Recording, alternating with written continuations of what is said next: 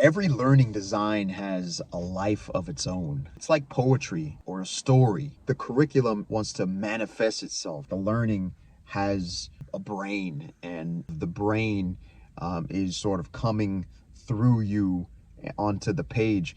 And I say this because I just started a new curriculum for hire project. Curriculum for hire that I'm doing. It's actually a curriculum that is based upon a foundation that I've written in multiple other curricula.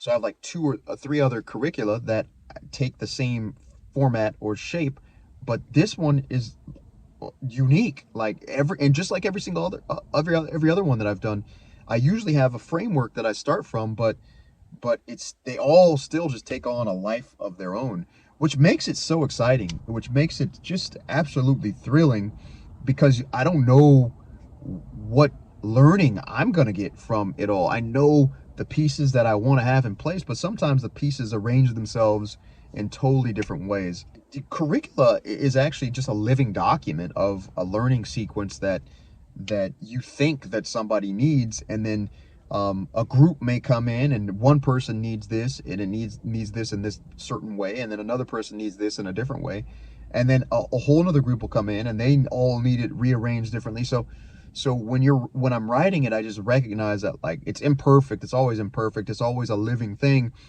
and it reminds me of just how much of a living thing it is when I'm writing it, because it takes on a life of itself. And so laying the foundation of this particular learning design is it has been very unique. It's only been a few hours that I've poured myself into it, and it is just blowing me away in terms of how unique it is.